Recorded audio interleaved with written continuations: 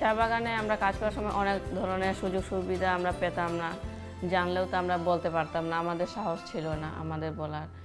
তবে আমরা ট্রেনিংয়ের পর থেকে আমরা নিজের অধিকার যেগুলো জানি, মানে আমাদের অধিকার যে আমরা ওই ওজন কত কেজি হয়েছে আমরা সেগুলো জানতে পারবো, এবং প্রতিদিন আমরা কত কেজি তুলতে পারি এবং এক্সট্রা পাতা তুলতে পারি সেগুলো আমরা হিসাব করতে পারি নিজেরা। আমরা সাপ্তাহিকভাবে কীভাবে আমরা মজুরি পাবো সে সম্পর্কে আমরা জানি।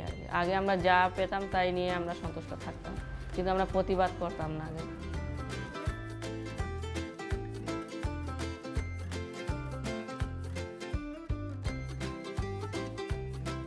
এলাকার যারা বিজ্ঞ মানুষ আছে, শিক্ষিত মানুষ আছে, ওনাদেরকে নিয়ে আমরা উঠান বৈঠক করি এবং ওনারা যখন বলে তখন আমরা আসি, ওনাদের সাহায্য করি এবং ওনারা আমাদেরকে নেত্রী সম্পর্কে অনেক কিছু ধারণা দেয় এবং আমাদেরকে স্বাস্থ্যবিধি মালার বিষয়ে কথা বলতো এবং আমাদের এই মহিলাদের এবং আমাদের কিশোরীদের কী কী সমস্যা হতে পারে সেগুলা বিষয় নিয়ে কথা বলতো।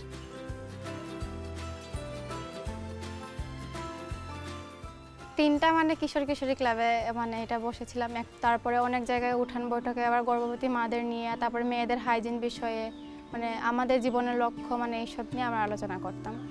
এবং যেখানে আমরা পারিবারিক বিষয় বা যদি কোনো দ্বন্দ্ব হয়ে থাকে সেই বিষয়গুলো আলোচনা করতাম। যদি কারো বাল্যবিবাহ কোনো ধরনের রাস্তাঘাটের সমস্যা থাকলে আমরা সবাই মিলে গিয়ে আমাদের অফিস কর্তৃক ওনাকে জানাতাম।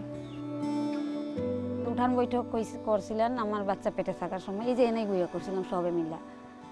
তো অনেক ভালো উঠান বৈঠক করলেন উনি, ফটো দেখাইয়া কীভাবে থাকতে হইব, কীভাবে খাইতে হইব, কীভাবে চলতে হইব, ছবির সাহায্যে সুন্দর করে দেখাই দিয়েছিলেন। ক্লাবের মিটিং থেকে আমরা সবাই এখানে যাই। তারপরে ওখানে একটা সদস্য ছিল ওনাদের বাড়ির পাশে, তো উনি এসে বলে যে ওখানে আমাদের একটা মেয়ের বিয়ে, কিন্তু আমরা পুরোপুরি শিওর ছিলাম না। তারপরেও আমরা 25 জন সদস্য মিলে ওখানে গেছিলাম। তারপরে যখন জানলাম যে এই বিষয়টা সব কিছু ঠিক হয়ে গেছিলো, তারপরে আমরা ওনাদের যে বুঝাই, ফ্লিপকার্ট দেখাই যে এসব কম বয়সে বিয়ে করলে কি হয়, তারপর মেয়েদের কি সমস্যা থাকে, এই সময় মেয়েরা নিজেরাই শিশু থাকে, তারপর আবার বিয়ে দিলে পড়ালেখা বন্ধ হয়ে যায়, তারপরে পারিবারিক এত কাজ ওর পক্ষে করা সম্ভব থাকে না, তখনও নিজেই শিশু, নিজেরই খেলার বয়স।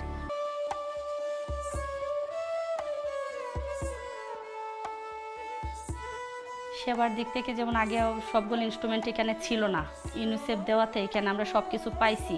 আগে প্রসবটা হয়তো বাড়িতে, এখন প্রসবটা হচ্ছে হসপিটালে।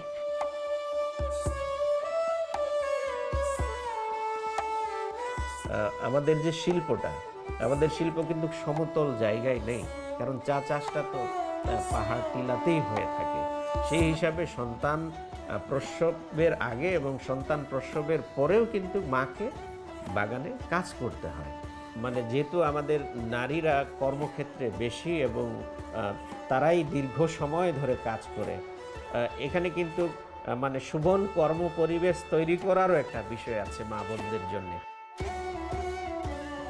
জাতিসংঘের 4টি এজেন্সি কাজ করবে চা শ্রমিকদের জীবন মান আর্থসামাজিক পরিবর্তনার্থে, তখন আমাদের একটা বড় প্রত্যাশা ছিল যদি এই প্রকল্পটি দীর্ঘমেয়াদী হতো।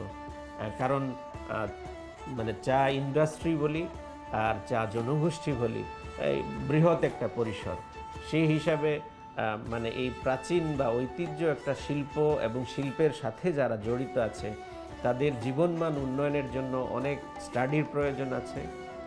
সেই হিসাবে একেবারে দীর্ঘমেয়াদী প্রকল্প যদি হয়, একেবারে টেকসই উন্নয়ন যেটা হওয়ার কথা সেটা মনে হবে।